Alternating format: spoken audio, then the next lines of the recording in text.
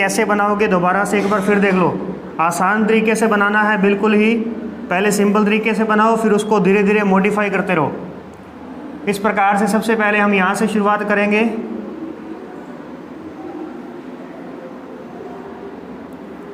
ये अफ्रीका महाद्वीप आ गया हमारे पास में।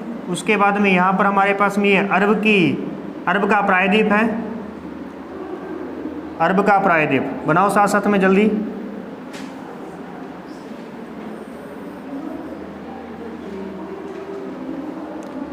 और इसके बाद में हम आ जाएंगे यहाँ पे इंडिया पे। भारत आ गया। भारत के बाद में यहाँ पर है इंडो चाइना प्रायद्वीप, इंडोनेशिया का पोर्शन आ गया। फिर रशिया हो गया ऊपर की ओर, और यहाँ पर है स्कैंडिनेविया भी, जिसमें नॉर्वे, स्वीडन, डेनमार्क, फिनलैंड ये आते हैं।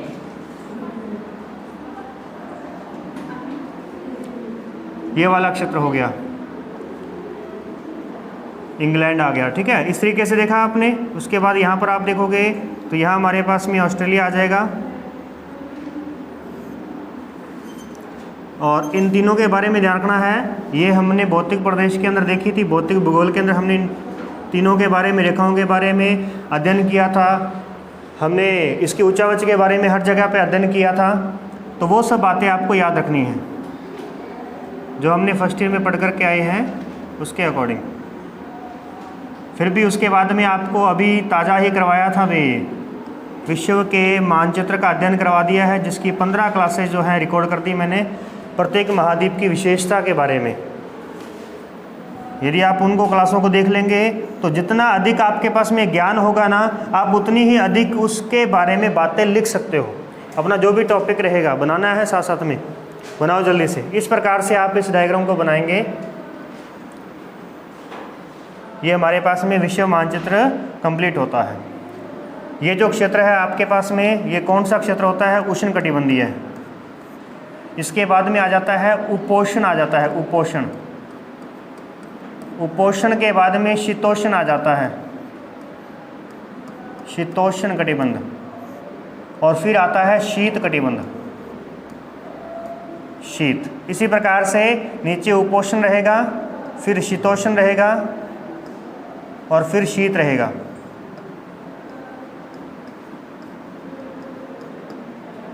उपोष्ण और ये हो गया शीत कटिबंध हो गया। तो शीत कटिबंध कहाँ से शुरू होता है? 66.5 डिग्री के बाद में, 66.5 डिग्री के बाद में नीचे की ओर 66.5 डिग्री और एक ऊपर की ओर 66.5 डिग्री। ये हमारे पास में 66.5 डिग्री है। हालांकि ये सारी की सारी बातें आपको बताई हुई है, तो ज़्यादा समय ना लेते हुए आज अपन चलते हैं अपने तीसरी यूनिट कृषि के ऊपर चलते हैं। और इस जलवायु के आधार पर ही हम कृषि को देखेंगे। तो शुरू करें। सबसे पहले हम देख लेते हैं कृषि के जो कृषि जलवायु प्रदेश हैं। जब कृषि जलवायु प्रदेशों को हम देखते हैं तो तब हमें पूरा पता चल जाएगा कि विश्व के अंदर किस क्षेत्र में किस प्रकार की कृषि होने वाली है, क्योंकि आपको प्रश्न उसी टाइप से आएगा। चलिए तो आगे बढ़ें।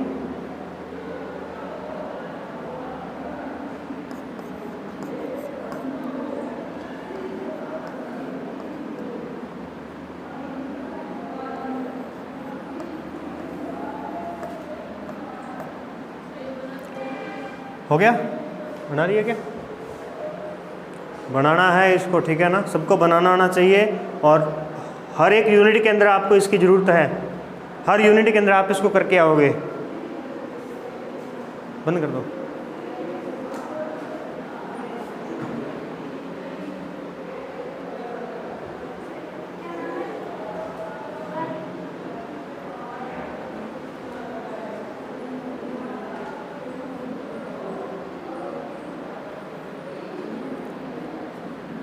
आप थर्ड ईयर में हो चुके हो, अब तक तो आपको ये आ जाना चाहिए था, अगर अच्छे तरीके से मन लगा करके आपने किया होता तो। पिछली बार विश्व का मानचित्र बना करके आए थे क्या एग्ज़ाम के अंदर? बनाया था? कैसे बनाया था फिर? इसके जैसा जो मेरे को दिखाया था अभी। थोड़ा और सुसंगठित इसको बनाओ, सुचारू रूप से बनाओ अच्छे तरीके से।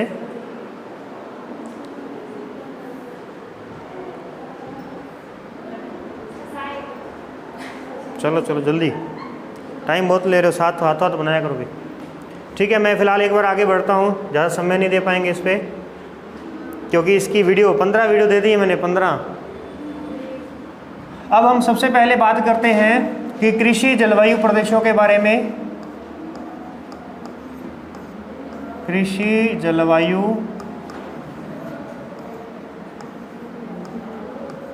प्रदेश। कृषि जलवायु प्रदेशों को अलग अलग भागों में बांट करके देखा गया, अलग अलग विद्वानों ने अलग अलग बांटा इसको भी। इसके कृषि जलवायु को विभाजित करने के दो उपागम हैं, दो उपागम, यानी दो बातों का हमें ध्यान रखना होता है। एक हमारे पास में है भौतिक उपागम, भौतिक उपागम, और दूसरा हमारे पास में है आर्थिक उपागम, आर्थिक उपागम है। भौतिक उपागम के अंदर क्या आता है? भौतिक उपागम यानी कि हम भौतिक बनावट को देख करके कृषि को डिसाइड करेंगे, यानी किस प्रकार से, जैसे जलवायु, जलवायु है, उच्चावच है, जलवायु है, उच्चावच है, सूर्य ताप है यानी तापमान, तापमान, वर्षा, तापमान, वर्षा, इन कारकों के आधार पर हम देखेंगे कि जलवायु अगर ठंडी जलवायु है तो वहाँ पर जैसे सेब वगैरह होंगे, केसर की खेती होगी, उस प्रकार से कृषि को प्रभावित करेगी जलवायु। गर्म जलवायु होगी तो फिर हम गर्म जलवायु में होने वाले जो कृषि है उसको करेंगे। तो इस आधार पे जो बांटने वाले जो विद्वान थे उसमें कौन था भी? हंटिंगटन,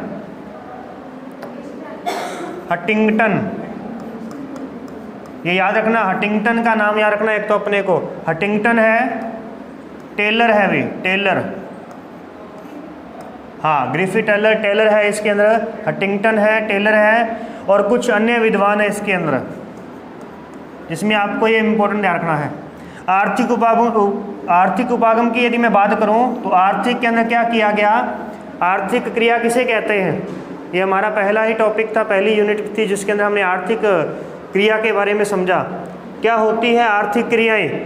जो मानव के द्वारा धनोपार्जन की जो क्रिया होती है ना, धनोपार्जन की क्रिया, एक जीविकोपार्जन होता है और एक धनोपार्जन होता है। जीविकोपार्जन किसे कहते हैं? जो जीविका निर्वाह करने के लिए आवश्यक है। क्या होता है? रोटी, कपड़ा और मकान, ये तीन चीज़ों की अगर आपको आवश्यकता है तो आपको अभी जीविकोपार्जन करना है।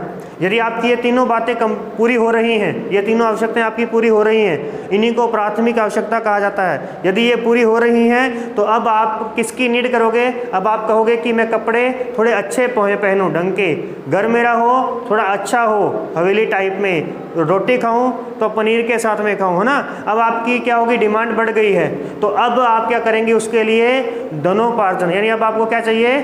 धन का उपार्जन करना है, धन प्राप्ति करनी है। तो इसके लिए हमें कोई ना कोई काम करना पड़ेगा, और जो हम काम करेंगे उसे कहते हैं आर्थिक क्रिया। तो इसका मतलब हुआ कि धनोपार्जन की प्राप्ति के लिए की जाने वाली प्रत्येक क्रिया को क्या कहते हैं? आर्थिक क्रिया कहते हैं। क्लियर होगी ना बात? ये आर्थिक क्रिया होती है।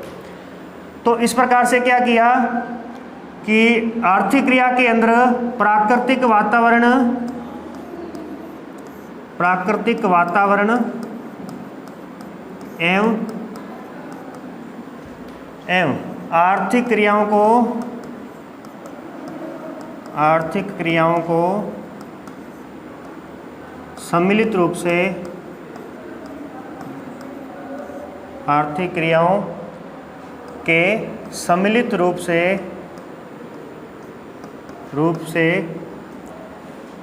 कृषि क्षेत्रों का, कृषि क्षेत्रों का निर्धारण किया गया, निर्धारण किया गया। कैसे? प्राकृतिक वातावरण एवं आर्थिक क्रियाओं के सम्मिलित रूप से कृषि क्षेत्रों का जो निर्धारण किया गया है वो हम आर्थिक उपागम के अंदर रखते हैं, और भौतिक उपागम के अंदर जलवायु, उच्चावच, तापमान, वर्षा, अन्य भौतिक कारकों, अन्य प्राकृतिक वातावरण के आधार पर जो हम कृषि के क्षेत्रों को विभाजित करेंगे वो भौतिक उपागम कहलाएंगे। और उसमें करने वाले 3 लोग, ये दो तीन लोग थे। इसमें आप देखोगे तो इसमें बहुत ही इंपॉर्टेंट नाम आता है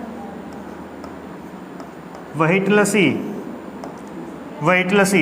ये व्हिटलसी विद्वान है। 1936 के अंदर इन्होंने अपना 1936 के अंदर क्या किया था, प्राकृतिक कृषि जलवायु प्रदेशों का निर्धारण किया था।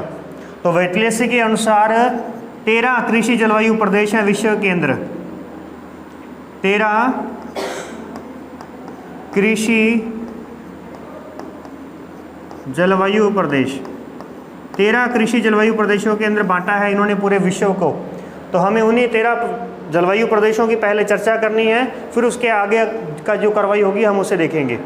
तो देखिए कौन कौन से 13 हैं, आगे बढ़ते हैं।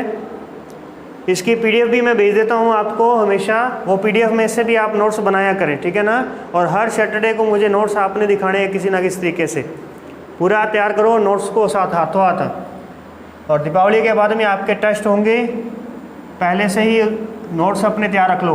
अब देखिए ज़रा, तो बात करते हैं हम व्हिटलसी का जलवायु वर्गीकरण, कृषि जलवायु वर्गीकरण।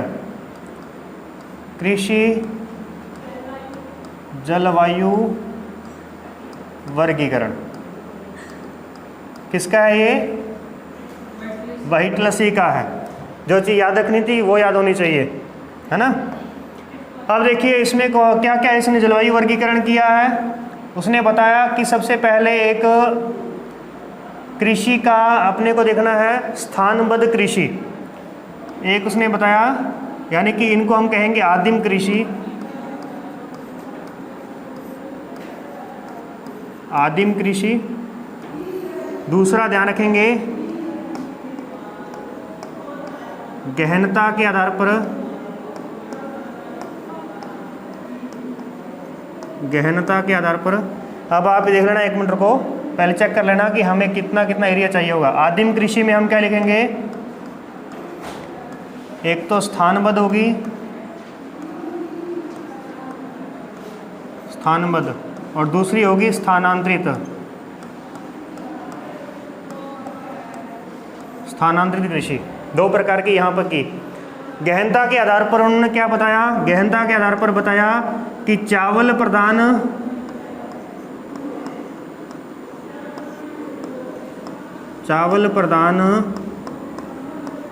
गहन कृषि, और दूसरी होगी हमारे पास में गैर चावल प्रधान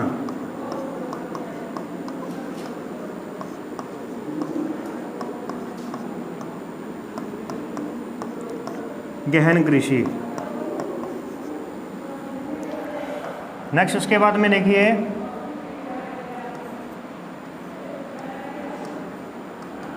पशु सहचर्या।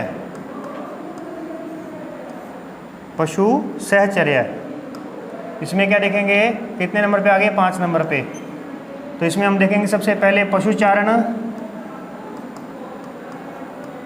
पशुचारण, फिर है हमारे पास में पशुपालन,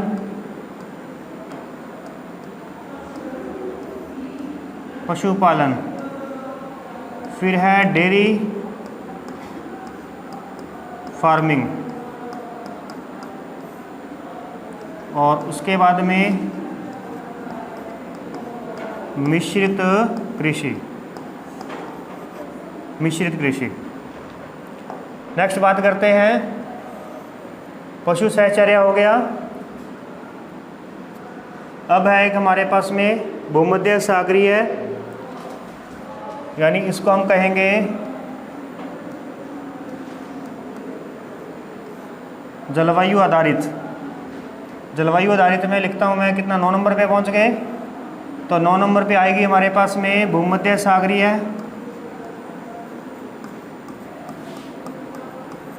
भूमध्य सागरीय कृषि, और है ट्रक फार्मिंग। Truck farming. इसके बाद में अंत में आती है हमारे पास में व्यापारिक भी। व्यापारिक दृष्टि के आधार पर, व्यापारिक दृष्टि से। तो व्यापारिक दृष्टि से यदि बताऊँ यहाँ पे, तो 11 नंबर पे हम देखेंगे अनाज व्यापारिक कृषि। अनाज व्यापारिक कृषि। दूसरी है बागानी व्यापारिक कृषि। और लास्ट में है रोपण व्यापारिक कृषि। इसे विस्तृत लिखेंगे, ये विस्तृत आधार पर होगी। ये विशिष्ट प्रकार है, कृषि के विशिष्ट प्रकार हैं, विशिष्ट प्रकार की कृषि। ठीक है, चलिए, ये हमारे पास में कृषि के 13 प्रदेश हो चुके हैं, जो कि व्हाइटलसी के अनुसार है। व्हाइटलसी के अनुसार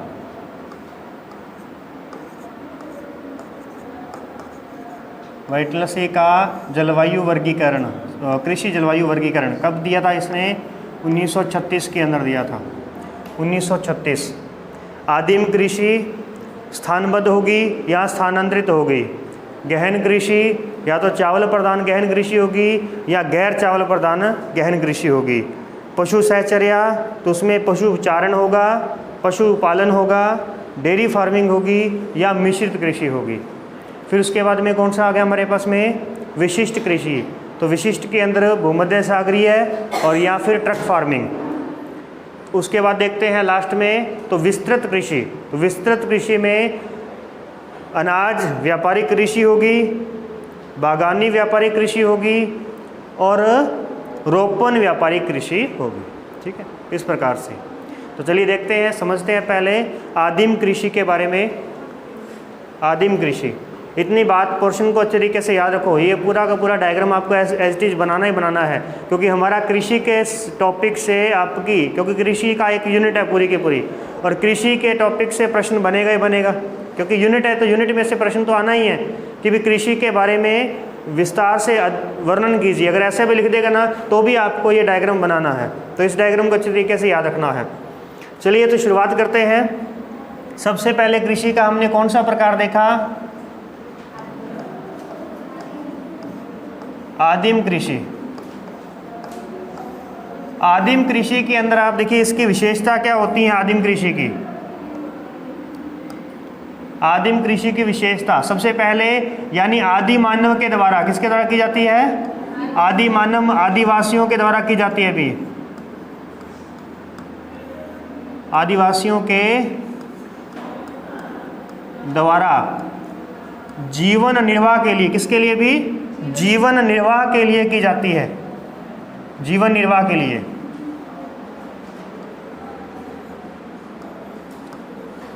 जीवन निर्वाह के लिए की जाती है। अब इस आदिम कृषि में क्या होगा? जब यानी कि आदिवासियों के द्वारा की जाती थी, तो फिर इसमें क्या रहेगा? खेत का आकार या कृषि क्षेत्र या हम यूं कहें कि खेत का आकार कैसा होगा? भी विस्तृत होगा या छोटा होगा? इसका आकार क्या होगा? भी छोटा होता है, क्योंकि पहले आदिम जो आदिवासी होते थे, थोड़े से स्थान के अंदर बस अपने जीवन निर्वाह के लिए करना है, उनको कौन सा व्यापार करना है। जब हम व्यापार करेंगे तो हमें बड़े लेवल पर कृषि करनी होगी, और जब हमें सिर्फ अपने खाने के लिए करनी है तो फिर हम अपने घर पे क्या कर लेते हैं? सब्जियां वगैरह लगा लेते हैं, तो वो भी क्या हो जाता है? जीवन निर्वाह हो जाता है। इसमें कृषि की विशेषता याद रखना कि इसमें खेत का आकार क्या होगा? छोटा होगा। ये आदिवासियों के द्वारा की जाएगी। अब इसमें 2 प्रकार थे, कौन कौन से थे? भी एक थी स्थानबद्ध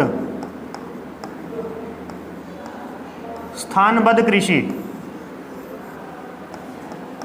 स्थानबद्ध का मतलब है किसी एक ही स्थान के अंदर जो की जाएगी वो स्थानबद्ध कृषि कहलाएगी। ये कहाँ पर की जाएगी? तो उष्ण आर्द्र उष्ण आर्द्र, यानी उष्ण क्षेत्र तो है ही है, साथ में आर्द्रता जहाँ बहुत अधिक होती है, जहाँ पर जाना बहुत ही दुर्गम होता है, ऐसा क्षेत्र में कौन करेगा? आदिवासी रहते हैं। ऐसे क्षेत्र में कौन रहते हैं? आदिवासी। तो उष्ण आर्द्र कटिबंधीय क्षेत्र में यह है कृषि की जाती है। उष्ण आर्द्र, पहली बात यह देखना, इसको सीधा भी लिखा जाता है इस प्रकार से, उष्णार्द्र। यदि मैं इसकी संधि कर दूं तो क्या लिखा जाएगा? उष्णार्द्र लिखा जाएगा। तो आपसे सीधा प्रश्न अगर पूछा जाता है कि उष्णार्द्र क्षेत्रों में किस प्रकार की कृषि होती है, तो फिर आपको उसके बारे में पूरी डिटेल से लिखना है। तो देखते हैं अपन किस प्रकार की होती है। स्थानबद्ध कृषि होती है इस क्षेत्रों के अंदर, और जोतों का आकार यहाँ पे क्या होगा? छोटा होगा। वही बात मैंने यहाँ पे कॉमन लिख दी पहले ही दोनों के लिए, भले वो स्थानबद्ध है भले स्थानांतरित है, क्योंकि आदिम कृषि कितने प्रकार की है? दो प्रकार की, एक स्थानबद्ध और एक स्थानांतरित। दोनों में ही क्या रहेगा? आदिवासी करेंगे। और कैसी होगी यह? जीवन निर्वाह पर डिपेंड करेगी, और इसमें खेत का आकार क्या होगा? छोटा होगा। क्लियर? ठीक है। इसमें हम बात करते हैं तो इस कृषि में इस प्रकार की कृषि में मुख्य पैदावार के रूप में चावल, मक्का और ज्वार का उत्पादन किया जाता है। चावल, मक्का और ज्वार, क्योंकि इनको क्या चाहिए? भी ज़्यादा पानी की मात्रा चाहिए, चावल को अधिक पानी की मात्रा चाहिए। और उष्णार्द्र, आर्द्र का मतलब क्या हुआ कि यहाँ आर्द्रता बहुत अधिक है। आर्द्रता कहाँ होती है? ये क्षेत्र बनेगा आपका विषुवत रेखीय। ये कहाँ पे बनेगा? विषुवत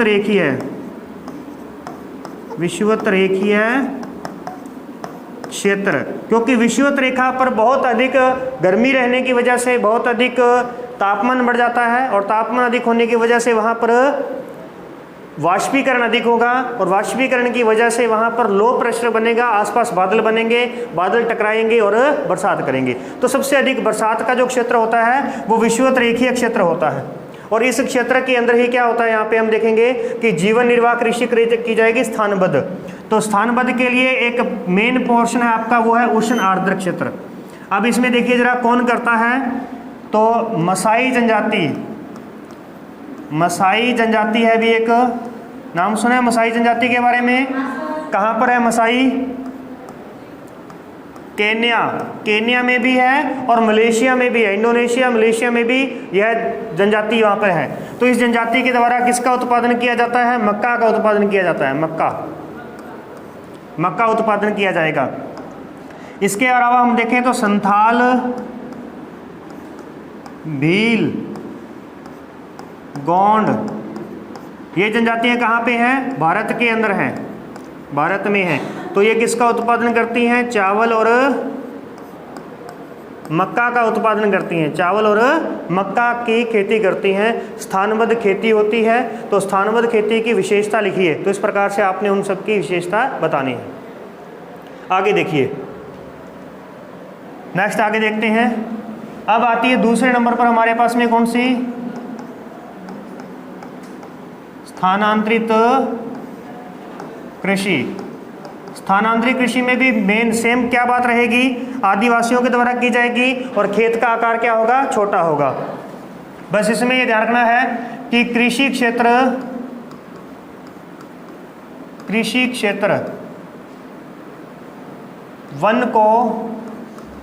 वन को जलाकर तैयार किया जाता है। तैयार किया जाता है। जूमिंग के बारे में नाम सुनते हैं? जूमिंग स्थानांतरित कृषि जो कि आदिवासियों के द्वारा पेड़ों पौधों को जला करके की जाती थी। ठीक है, ये आपने बहुत शुरू से ही पढ़ा होगा इनके बारे में। और ये क्षेत्र कौन सा है? तो अब ये ध्यान रखिएगा, इसमें क्षेत्र आएगा उष्ण कटिबंधीय है। तो दोनों में डिफरेंस क्या हुआ बताइए जल्दी से? वो उष्ण आर्द्र था क्योंकि वो केवल और केवल विषुवत रेखा पर ही स्थित है, और विषुवत रेखा पर बहुत अधिक बरसात होने की वजह से वहाँ आग नहीं लगाई जा सकती। यानी वहाँ पर आपको सदा हरे भरे ही पेड़ मिलेंगे, सूखे पेड़ मिलेंगे नहीं। तो वहाँ अपन क्या आग नहीं लगा सकते, उनको जला नहीं सकते, और जला नहीं सकते तो फिर वहाँ पे राख नहीं तैयार होगी, क्योंकि इसमें कृषि क्षेत्र के अंदर जो इसको उपजाऊ बनाता है, उपजाऊ जो बनाता है वो कौन बनाता है इसको उपजाऊ? राख। राख में क्या होता है? सल्फर होता है। सल्फर की मात्रा होती है, राख की मात्रा होती है। ये राख की मात्रा ही निर्धारित करेगी कि यहाँ पर हम कितने समय तक कृषि कर सकते हैं। यानी राख की मात्रा अगर खत्म हुई तो कृषि क्षेत्र वो समाप्त। उसके बाद में नए जगह पर जाएंगे और वहाँ जाकर के पेड़ों को जलाएंगे और वहाँ पर राख जब तक काम देगी तब तक कृषि की जाएगी। तो इसका ध्यान रखना कि कृषि क्षेत्र जो होता है वो वन को जला करके तैयार किया जाता है। उपजाऊ भूमि बनाने के लिए इसमें किसकी मात्रा की आवश्यकता होती है? राख की, सल्फर की आवश्यकता होती है। और राख ही डिसाइड करती है कि यहाँ पर कितने समय तक कृषि हो सकती है। अब राख खत्म होने पर नए स्थान पर जाएंगे, इसलिए इसे स्लैश या बर्न कृषि कहते हैं। स्लैश या बर्न कृषि कहा जाता है। स्लैश यानी कि काटना और बर्न यानी कि जलाना। स्लैश एंड बर्न कृषि कहा जाता है। स्लैश एवं बर्न कृषि कहते हैं इसको भी। स्लैश एवं बर्न कृषि कहा जाता है। अब इसमें देख लेते हैं कि स्थानांतरित कृषि के अलग अलग स्थानों पर कुछ नाम हैं। इससे पहले देखिए कि कृषि किस क्षेत्र को, किसी क्षेत्र को जलाने या काटने का निर्णय किसका होगा? निर्णय किसका होगा भी? मुखिया का होता है। मुखिया का होता है। ठीक है, ये हो गया हमारे पास में। अब हम देखते हैं कि यह कृषि कहाँ कहाँ पर किस नाम से जानी जाती है, क्योंकि इसके नाम अलग अलग है भाई। इसके नाम अलग अलग नामों से इसको जाना जाता है। तो सबसे पहले ध्यान रखें, भारत के अंदर इसे क्या कहते हैं भाई? भारत के अंदर इसको पूर्वोत्तर भारत में जूमिंग कहा जाता है। पूर्वोत्तर भारत में क्या कहते हैं भी? जूमिंग कृषि कहते हैं। म्यांमार में इसे क्या कहते हैं भी? म्यांमार में इसको एक हमारे पास में है मिलप्पा। एक मिनट आगे बढ़ते हैं फिलहाल। थाईलैंड में इसको तमराई कहा जाता है। तमराई। थाईलैंड के बाद में कौन सा देश आएगा? वियतनाम के अंदर इसे रे कहते हैं। रे, वियतनाम में इसे रे कहा जाता है। मलेशिया में इसे लेदांग कहते हैं। लेदांग। इंडोनेशिया में इसे हुमा कहा जाता है। हुमा। इंडोनेशिया के बाद में अगर हम बात करें तो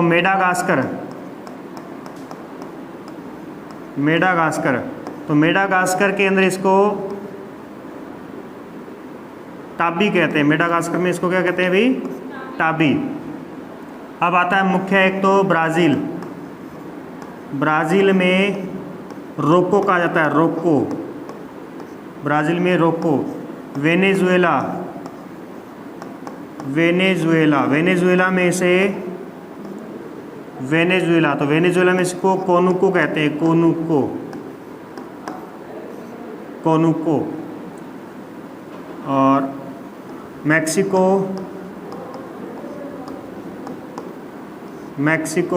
और मध्य